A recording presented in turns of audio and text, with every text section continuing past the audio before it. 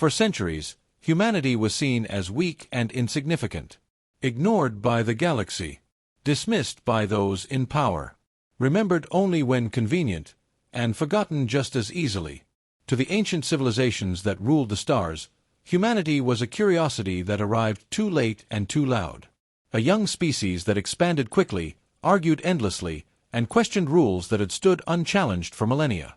Humans lacked refinement. They lacked patience. They lacked the quiet confidence that came with surviving 10,000 years without collapsing. At least, that was the assumption. Human fleets were modest, their technology clever but inelegant. Their politics were fractured, nations, alliances, corporations, ideologies all competing for influence. Compared to empires that spanned half the galaxy, humanity looked disorganized and fragile. Analysts labeled them non-threatening. Strategists labeled them manageable. The powerful labeled them temporary. And so humanity was overlooked. When humans spoke up in galactic forums, their objections were acknowledged and set aside. When they questioned trade restrictions or selective enforcement of law, they were told they would understand in time. When they pushed for equal footing, they were reminded, politely, that respect had to be earned. Humanity was allowed to exist, but never to matter. What the galaxy failed to understand was that humanity had never relied on permission to survive. They had survived ice ages, plagues, world wars, and near self-destruction long before reaching the stars. They had learned, painfully and repeatedly, that systems fail, leaders fall, and certainty is always temporary. Adaptation wasn't a strategy for humanity. It was instinct. So when trade slowed, humans adjusted. When restrictions tightened, they improvised. When influence was denied, they observed. Every dismissal became a lesson. Every limitation became data. Every quiet insult revealed how power truly worked. Humanity listened far more than it spoke. And then, slowly, deliberately, it stopped asking. When human space began to grow quiet, the galaxy barely noticed. Diplomatic traffic declined. Trade routes rerouted inward. Observers assumed internal conflict, economic stress, eventual collapse. It fit the narrative. Young species burned out all the time. What no one considered was that humanity had chosen silence. Not out of defeat. Out of focus. While the galaxy congratulated itself on maintaining order, humanity was shedding weaknesses. Dependencies were identified and removed. Systems that relied on outside approval were dismantled and replaced. Old divisions began to matter less than survival. Humanity wasn't retreating. It was recalibrating. The mistake wasn't underestimating human strength. It was misunderstanding where that strength came from. Not from fleets. Not from weapons. Not from dominance. But from the ability to endure being underestimated, and to learn from it. By the time the galaxy realized humanity was no longer where it had been left, the truth was already unavoidable. Humanity hadn't disappeared. It hadn't collapsed. It had gone somewhere quiet, and come back stronger. And that was when everyone else began to worry. The Galactic Council tightened its grip. Not with fleets or declarations of war, but with policy, quiet, procedural, and suffocating. Humanity was placed under extended compliance review, a legal framework so vague it could last indefinitely while granting the Council sweeping authority over every remaining connection humans had to the wider galaxy. Trade was cut. Human shipping licenses were suspended, pending clarification.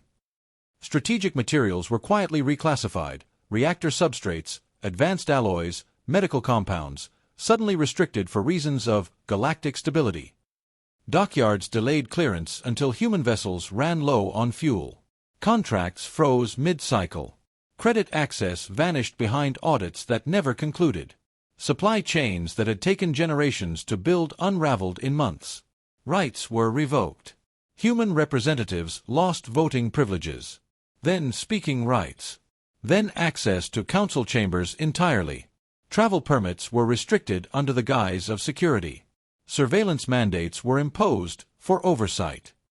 Council law, ancient, flexible, and selectively enforced, was suddenly applied with ruthless consistency. Every action was legal. Every justification impeccable. Every appeal denied. Humanity protested through the channels that still existed. They cited treaties signed in good faith, mutual defense clauses.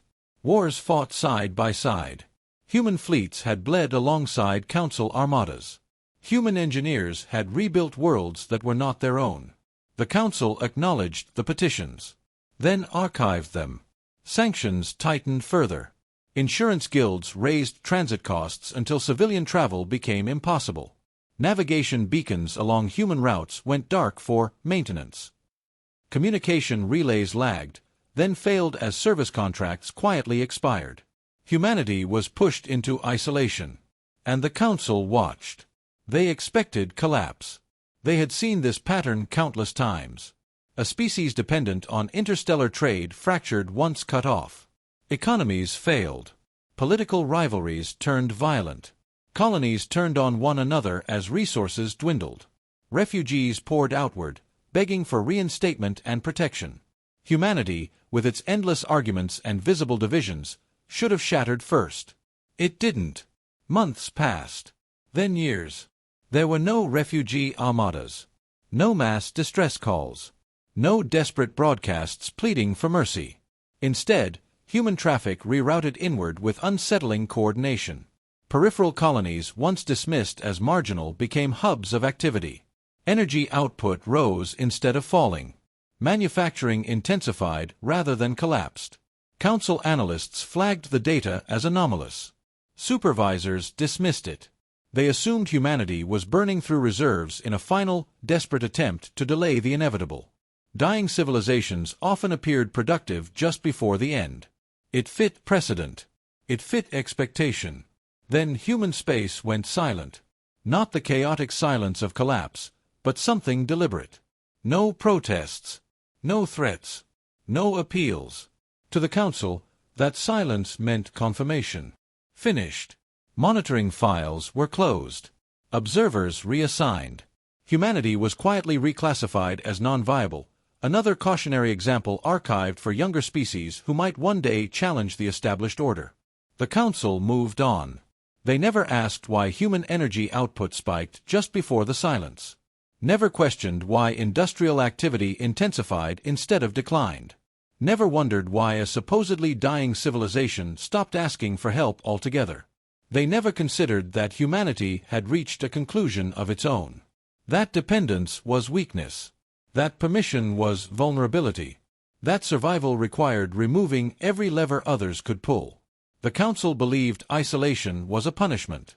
For humanity, it was instruction. Every sanction burned away reliance. Every revoked right stripped illusion. Every closed door forced reinvention. The Council expected collapse. What they created instead was a civilization that learned how to survive without approval and how to grow stronger in the process. Isolation didn't break humanity.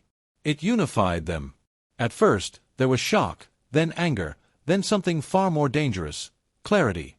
When the last Council trade routes closed and the final appeals vanished into administrative silence, humanity reached the same realization across every world it had ever settled. No one was coming. For generations, humanity had carried its fractures into the stars. Old nations reborn as colonies. Corporations wielding power rivaling governments. Ideologies transplanted onto distant planets that had never known Earth. Those divisions persisted because the galaxy allowed them to, because trade softened consequences and outside authority absorbed the cost of failure. Isolation stripped that illusion away. When shipments stopped, ideology didn't matter. When jump routes vanished, borders became meaningless. When Council patrols ignored human distress calls, denial gave way to understanding. Division was no longer inefficient. It was fatal. Old divisions vanished, not through revolution or conquest, but necessity. Arguments that once dragged on for decades were resolved in days. Sometimes hours. Not because humanity suddenly agreed, but because survival demanded cooperation. You either worked together, or you didn't survive. Emergency coordination assemblies formed across human space. Not parliaments. Not senates. Survival councils. They were led not by career politicians, but by people who understood systems. Logisticians who knew how to keep supply chains alive, engineers who understood what failed first under pressure, medics who knew what shortages actually killed people. The questions were brutally simple. How do we feed everyone? How do we keep power stable? How do we make sure no colony stands alone? Corporations resisted at first. Profit collapsed without external markets. Some attempted hoarding, leveraging scarcity for control. They didn't last. Cooperative networks outpaced them within months, sharing materials, labor, and data freely, producing more with less waste. Profit was replaced with continuity. Military forces followed. Fleets that once answered to different flags began operating together out of necessity. Joint patrols became shared commands. Shared commands hardened into permanent structures. Uniforms lost insignia. Ship hulls lost ownership markings. Culture remained. Identity remained. Authority changed. All colonies stood under one command. It wasn't declared. It wasn't voted on. It emerged. Command was not a government. It did not dictate belief, language, or culture. It coordinated survival. When command issued a directive, it was followed, not out of loyalty, but because it worked. Power grids synchronized across systems. Food production stabilized despite shrinking inputs. Manufacturing standards unified so failures in one system could be repaired by another without delay. A ship built in one sector could be serviced in any other. Medical protocols standardized across worlds. Mortality rates dropped even as resources tightened. Redundancy replaced efficiency. Resilience replaced optimization. Humanity stopped functioning like competing states. They began functioning like a single organism. Education shifted almost overnight. Children learned systems thinking before history. Emergency response before politics. Every human learned something practical: fabrication, repair, medicine, logistics. Knowing how to keep something running became as fundamental as reading. This wasn't militarization. It was preparation. Because if no one else would protect them, they would protect themselves. Defense replaced borders. Early warning arrays stretched far beyond mapped space, watching vectors no council doctrine had ever considered threats. Humanity assumed betrayal as baseline. They assumed isolation would return. They assumed help would not arrive in time. So they built accordingly. The galaxy never noticed. Council observers had been reassigned. Sensor coverage reduced. Reports hinting at unusual coordination were buried under bureaucracy or dismissed as statistical noise. Humanity faded from relevance exactly as expected. And humanity did nothing to correct that assumption. They had learned the value of being underestimated. While the galaxy continued as if nothing had changed, human space grew quieter and stronger. Colonies once separated by light years functioned like neighboring districts. Decisions that once took generations were made in days. Not through tyranny. Through shared responsibility. Isolation had done what centuries of diplomacy never could. It removed the illusion that someone else would step in. In its place, humanity built unity not from ideology, but necessity. Not from obedience, but trust. And when humanity eventually returned to the wider galaxy, they did not come back fractured, divided, or desperate. They came back as one, stronger than anything the Council had ever learned to control. In silence, humanity evolved. Cut off from the galaxy's scrutiny, human space did not stagnate, it sharpened. Without outside approval to chase, progress became ruthless and honest. Every innovation had to work in isolation, under scarcity, under failure. Anything that depended on permission was stripped away. New engines came first. Humanity abandoned the galaxy's dependence on sanctioned travel, hyperspace lanes, fold corridors, jump gates owned and regulated by powers that could close them at will. Those systems were fast, elegant, and fragile. Humans chose something else. They built engines that did not ask space for shortcuts. Drives that pushed directly against spacetime itself, converting mass, time, and relentless force into motion. Slow by Council standards. Brutal on materials. Inefficient on paper. But absolute. Human ships no longer required lanes, beacons, or access codes. If space existed, they could cross it. Distance became a challenge, not a boundary. Blockades lost meaning. Isolation became a condition, not a cage. They didn't arrive quickly. They arrived eventually. Always. Unbreakable shields followed. Not the graceful energy veils favored by galactic fleets, designed for short, decisive engagements. Human shields were layered systems of redundancy stacked upon redundancy. Energy fields nested inside physical mass. Geometry reinforced dispersion. Adaptive algorithms treated every impact as data. Human shields didn't negate force. They absorbed it, distributed it, learned from it. Energy bled away into harmless radiation. Kinetic strikes slowed, spread, and died. Each hit made the next one less effective.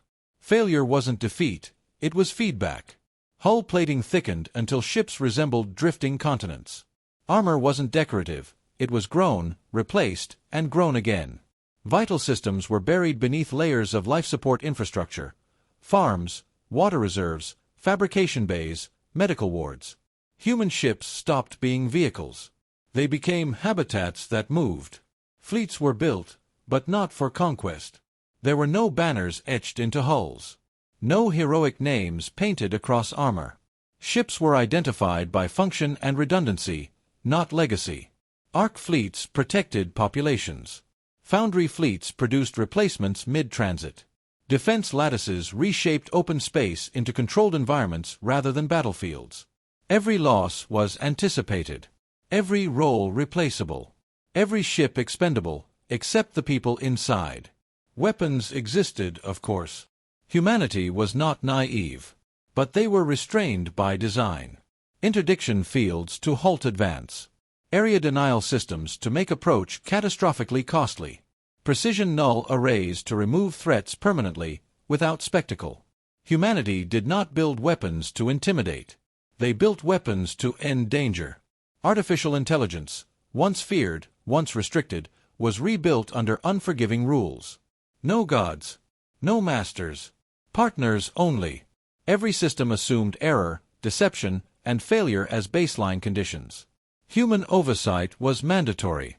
Human accountability absolute. Biology advanced alongside steel. Radiation tolerance increased. Cellular repair accelerated. Immune systems became adaptive networks, updating constantly. Humans didn't become visibly different.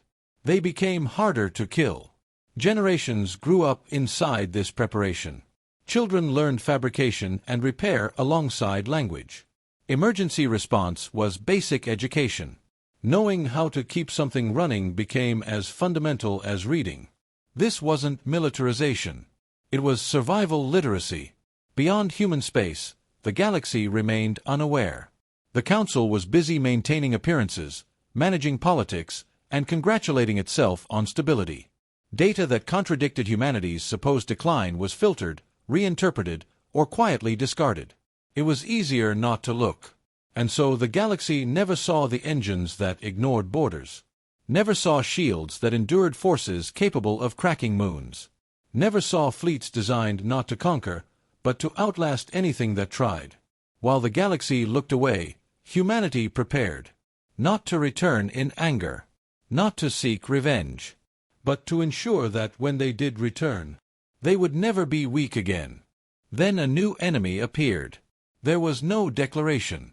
No warning broadcast. No time for debate. One cycle, the outer systems reported routine traffic and stable borders. The next, those same systems were screaming, and then they were gone.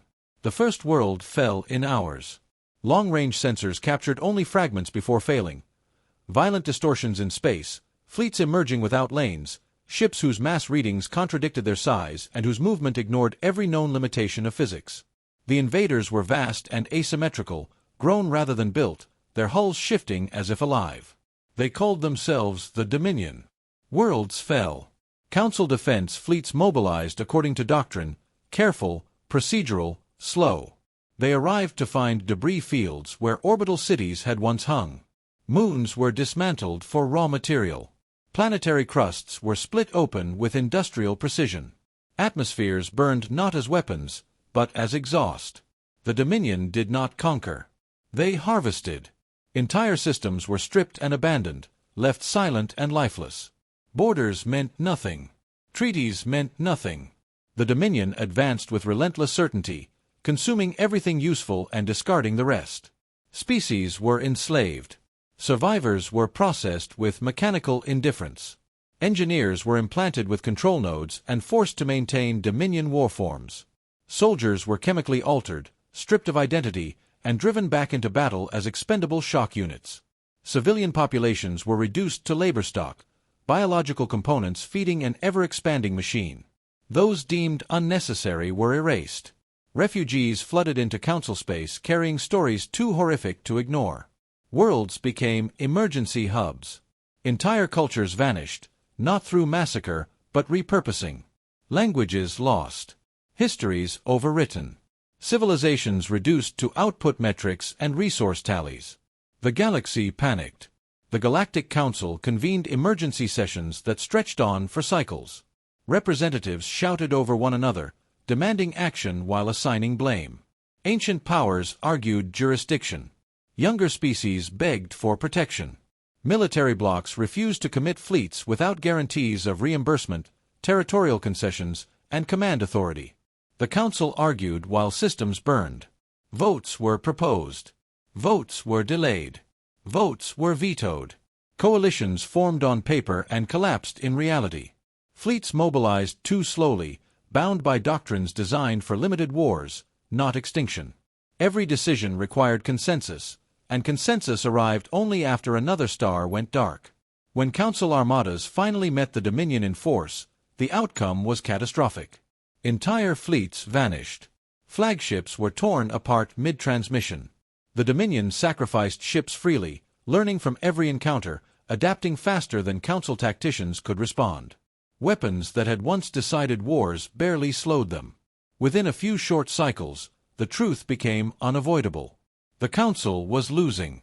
Worse, they had no plan left. That was when analysts noticed something deeply unsettling.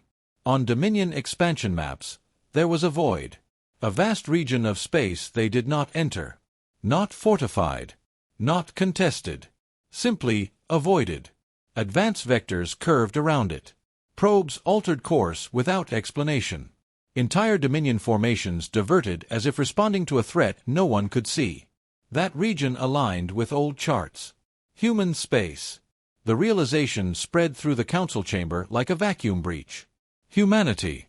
A species dismissed as weak. Isolated. Written off as irrelevant.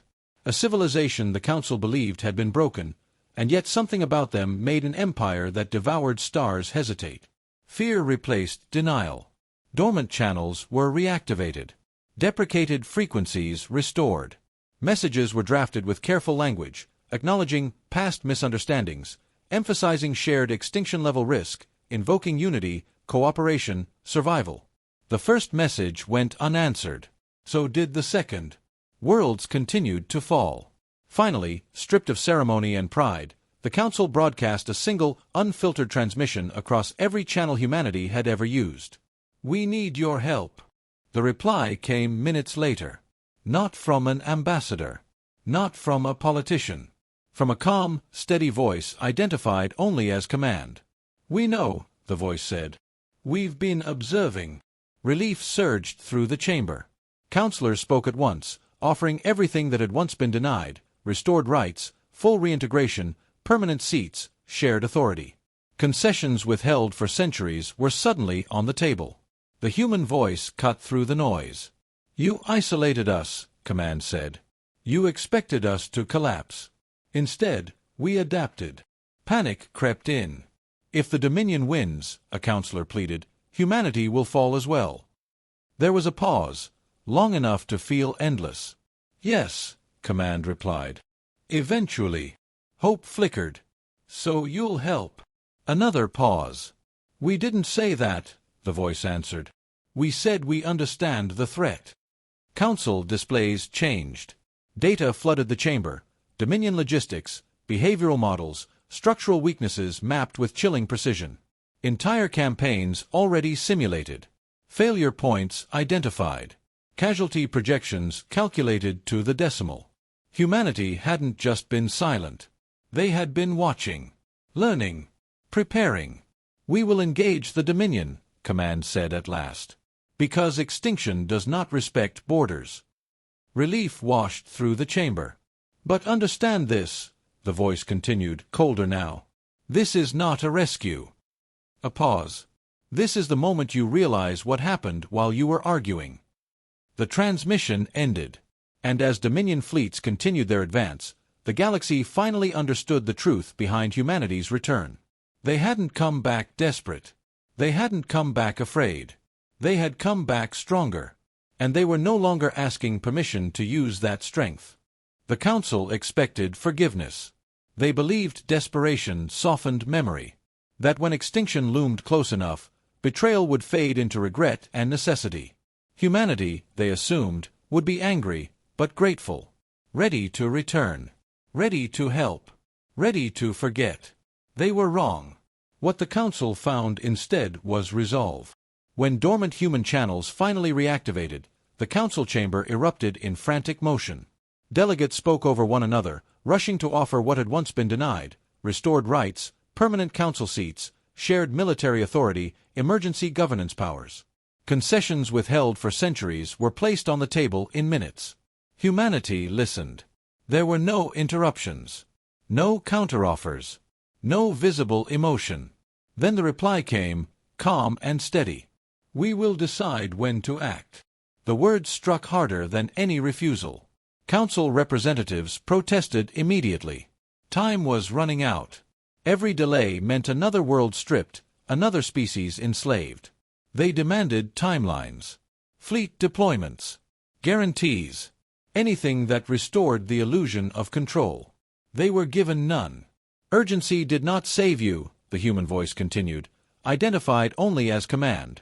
It blinded you. We will not repeat that mistake." The transmission ended. Silence followed, heavy, unfamiliar, and terrifying. For the first time in galactic history, survival no longer rested on ancient authority or collective vote. It rested on the judgment of a species the Council had dismissed as insignificant, and that species was not rushing. Far beyond mapped space, something began to move. In regions long marked empty, where gravity maps blurred and sensor returns dissolved into static, human constructs awakened. Structures seeded during the earliest days of isolation came online in perfect synchronization, responding to signals that had never been broadcast. Foundries ignited. Stars were tapped, not consumed, not destroyed, but disciplined. Their output redirected into controlled torrents of energy feeding colossal frameworks wrapped in reinforced spacetime fields. Fleets long hidden aligned along vectors no Council doctrine had ever charted. Soon after, space itself began to tremble. Not from hyperspace ruptures. Not from weapons fire. From strain. Across the galaxy, sensors screamed as localized distortions appeared in precise, repeating patterns light-years apart. Reality flexed, stabilized, then flexed again, like a structure being tested far beyond its intended limits. Humanity was not mobilizing. They were initializing. The Council finally understood the difference. Whatever humanity was preparing was not fear. It was not desperation. It was not reaction. It was a solution designed in silence, refined over generations and held in reserve until something truly justified its use. The Dominion qualified. Whether the Council did, was no longer relevant. Humanity had not returned seeking forgiveness. They had not come back to reclaim status or favor. They had returned because something now existed that threatened everything. And when they finally acted, it would not be because the Council asked. It would be because humanity had finished deciding how the galaxy would survive, and how much stronger they would need to be to ensure it never happened again. Human fleets emerged in perfect silence. There was no flash of entry, no rupture in hyperspace, no warning spike for sensors to register. One moment, Dominion armadas filled the void, vast, predatory formations advancing toward the last surviving Council systems. The next moment, humanity was there. Space did not tear open. It gave way. Colossal human constructs unfolded along vectors the Dominion had never considered vulnerable. Arcships the size of small moons anchored the formation, their gravity wells stabilizing surrounding space. Vast lattice structures stretched across entire approach corridors, turning open void into controlled terrain. Foundry fleets aligned behind them, already fabricating replacements for losses that had not yet occurred. They were massive. They were precise. They were unstoppable. Human vessels emitted nothing recognizable. No engine flare. No weapons charging. Dominion targeting systems returned contradictory data, range without mass, mass without position, as if the human fleet existed slightly out of phase with the reality the Dominion obeyed. They did not advance. They waited. Then a single message crossed every channel. Unencrypted. Unfiltered. Translated instantly into every known language. Stand down. The Dominion answered with annihilation. Entire formations surged forward, sacrificing themselves to breach the human line. Planet cracker lances fired. Reality-warping weapons detonated. Space burned white as the Dominion unleashed everything it had ever used to erase resistance. The human fleet did not move.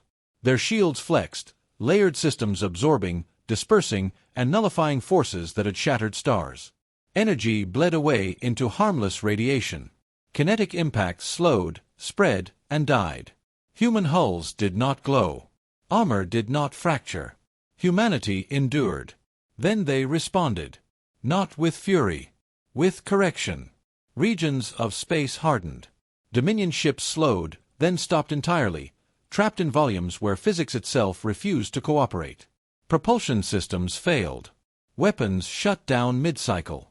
Entire fleets froze mid-charge like insects caught in amber. Human counterfire began. It was not a barrage. It was removal. Dominion vessels vanished one by one, erased by localized null events that left no debris, no explosion, only absence.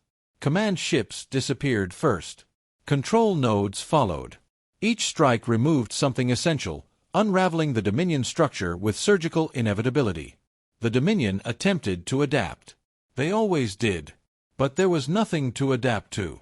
Human tactics did not escalate. They did not change. They remained constant, methodical, executing a solution calculated long before the first ship appeared. Retreat vectors collapsed before they could be used. Reinforcements never arrived.